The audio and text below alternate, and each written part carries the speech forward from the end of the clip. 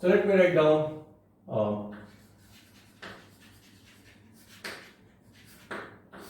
energy. So total energy, right, is given as kinetic plus potential, right? And we know that this is a constant because motion is under conservative forces. Okay. Now, if this is the case, then what is the total energy? It's the kinetic energy. So half mu r dot square plus the potential energy u of r, because again it's the force is a center force, and u of r I can get from this. So u of r is nothing but fr dr, integral fr dr, right? So we define this as the potentiality function, or another way we also define fr is equal to del u over del r. Anyway, so we know this, so we can find out what is the potential energy for this. Anyway, for gravitational potential, we already have a form for this, right? So now what we can do is we can expand this slightly more. So mu, and now r vector dot is nothing but r dot r cap plus r theta dot theta cap whole square plus u of r. This we can then be separated out as r dot square plus half. This is just a dot product when you square it, plus half mu r square theta dot square plus u of r. Right? So now here what we see is we can write down this total energy in terms of the kinetic and potential parts, and the kinetic energy part has two components. One which depends on the radial velocity r dot, right? And another which depends on the angular velocity theta dot, right? And the radial coordinate r, right? And however, and the important thing to note down is we have already established that this theta dot is going to be a constant, right? Because there is no torque, right, on the system. So from the conservation of angular momentum, we found out that this theta dot is going to be a constant. So it looks as if the total energy has this term which depends on the velocity, in this case radial velocity, right? So seems like a kinetic energy part, half mv square kind of thing, and an effective potential energy part, right, where all the terms are simply dependent on the location, right? So r, so the actual potential energy because of the force u of r, and part of the kinetic energy which again only depends on the position vector and not the velocity, right? So this we then represent as half mu r dot square plus an effective u which depends only on the position coordinate r, and u effective is nothing but where.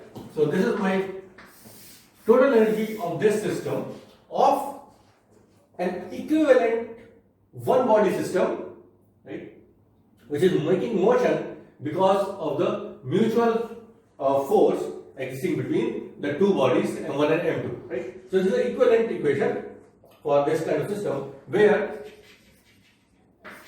U effective, right, is effective potential half mu r square theta dot square plus u of r, right? Now what you can do is I can write down this effective potential in a slightly more compact and familiar form, right? Because all the time when you see theta dot here, you will think that this is a velocity term. However, what we have to keep in mind is that the theta dot is a constant, right? And that is why we are not considering this as dependent on velocity, but rather dependent only on the location. But what we can do is we can rearrange this.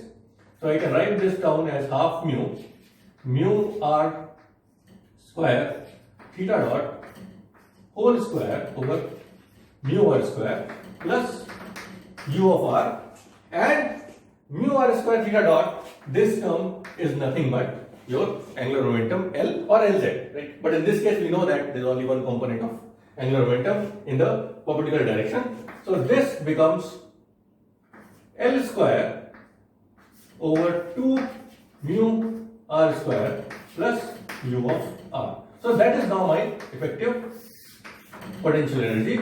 And now you can see, now it looks more suitable as a potential energy function, because L is a constant. So L square over 2 mu r square, 1 over r square kind of function, and whatever is the form of u of r. Right. So then this is the motion of a single body under central force with its own parameter, with the constant angular momentum L naught and the position vector or the position coordinate r square.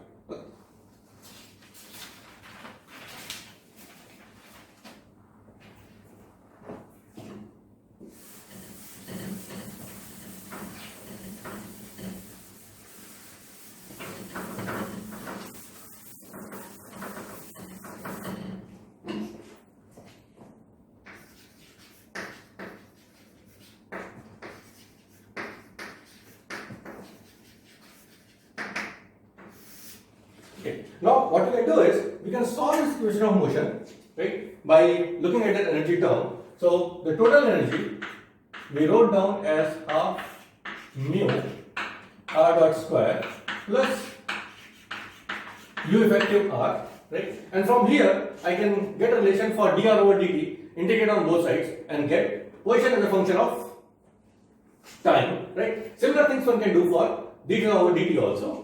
Right. So if we want to write this down, we'll write it down as dr over dt is equal to E minus u effective, which is dependent on r, right, into 2 over mu and then square root. Right. So this is dr over dt, and then dr over, so separate the variables and then do the integration. Integral is equal to integral dt.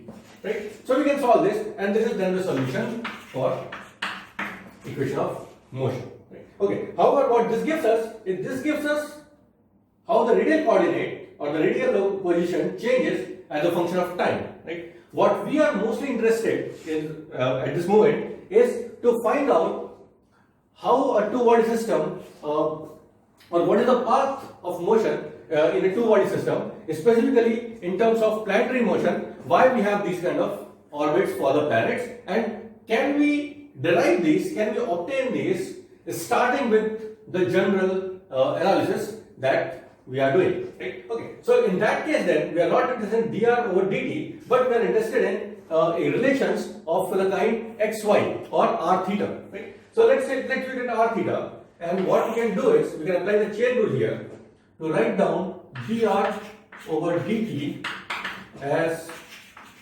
dr over d theta into d theta over dt, right, which is then equal to that quantity under the square root. And we know that d theta over dt is a constant, right? So we can replace this term here. So we can, instead of theta dot, we can write down L square over L over mu r square. So this is then dr over dt. Let me just confirm the expression.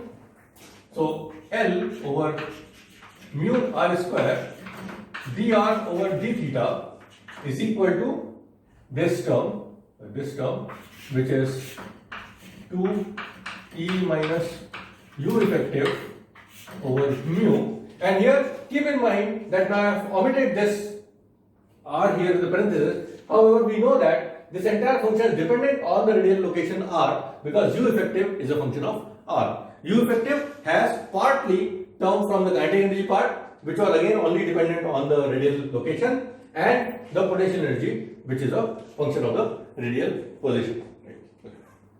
And now what we can do is we can again do separation of variables here and then solve for it, right? Which is simple. So what I do is, and it's given in the book, so you can also look at, it's a slightly longish integration, so you can look for it, how to proceed about it. There are multiple substitutions which have to be taken, which have to be basically chosen judiciously to get a formal expression. However, we are not really interested there because it's a straightforward solution. One can look into it, one can try to see how to do this kind of integrations. However, what we are interested in is looking at the final form of that integral, and what we get is, so I'll just write down what we will get from here, and what we will get is this r is a function of theta, so the shape of the path or shape of the orbit, right? And this looks something like this. So it's a longish expression. Let's write it down.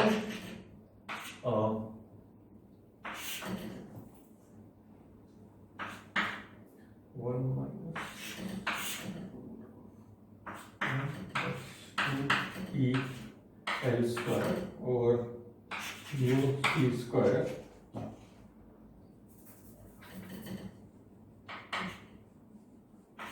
sine theta minus theta 0.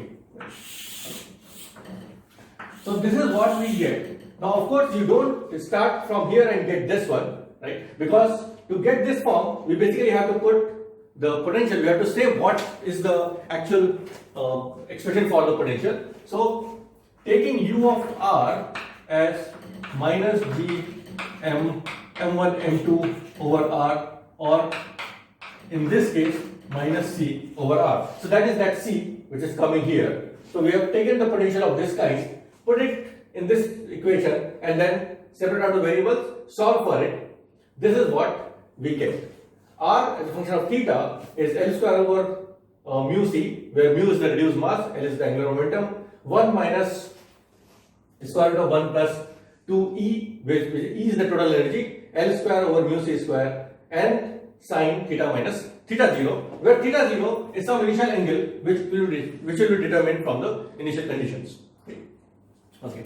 Now if we look at this expression, again it looks rather big, difficult to remember, right? However, what we can do is we can look at it component wise and try to see that what information we can obtain from here. So first of all, if we look at this term, this L square over mu c, right, and try to find its dimensions. So dimension of it are square, the angular momentum dimensions, square of that. This is the dimension of mass, and c is simply this factor g m1 m2, right? So we can find the dimension of this, and what we will see is this has dimensions of length, right? So this term L square over mu c basically is some characteristic length, right?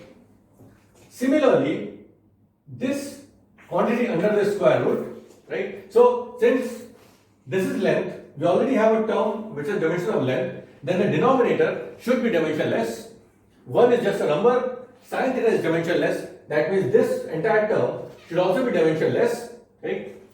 And what we can do is we can replace this with a dimensionless number. So we'll write this down now as r0, some characteristic length which is equal to L square over 2 mu c. So let's say r0 is L square over mu c over 1 minus, let's write down this as epsilon. So epsilon, dimensionless term equal to 1 plus 2e L square over mu c square, and let's take theta 0 as minus pi by 2. So again it depends on which way we want to do the integration, right? With a slightly different substitution starting at this location, one can get a term in cosine of theta, right? So the choice of theta 0 depends on if we write the final solution in terms of sine theta or cosine of theta, just to get this into a standard form. So theta 0, let's take as minus pi by 2, and in that case this simply becomes cos theta, and then this is my path or the orbit of motion of the equivalent reduced mass particle under the central force Fr, right? So r theta is r0 over 1 minus epsilon cos theta, and what this is equation of conic sections, right? So basically these are paths dependent on the value of epsilon. This equation describes different conic shapes: hyperbola, parabola, circle, ellipse, well basically these four, right? And now from here we can already see that if this is an equation which describes the path of the body moving under central force, and depending on what is epsilon, so depending on what is the angular momentum, what is the nature of the force, and what is the total energy of the particle, we know that the shape could be a hyperbolic orbit. Now in this case, a parabolic orbit, an ellipse or a circle, right? All the orbits that we see heavenly bodies tracing under their mutual gravitational interaction, right? Okay, so we can write this down in XY coordinate form also, right? So just for the sake of completeness, let me do that. So we can write this. So we can replace r as the square root of x square plus y square, right? And in that case, we can also write down this equation as minus 2r0 epsilon x plus y square is equal to r0 square. So these are also the same equation. Right? These are the same equations, one written in r theta form, one written in xy form, right? And very quickly, what one can check is there is a special condition where epsilon could be 0, right? And if epsilon is 0, then we get x square plus y square is equal to r0 square, and that is for a circular path. So let's write down as circular orbit. Okay. So we can see that this equation basically describes all different orbits, all different paths of the heavenly bodies under the same gravitational force, same potential, minus u over r. Right? Of course, it depends on the energy, angular momentum, and the mass of the interacting particles.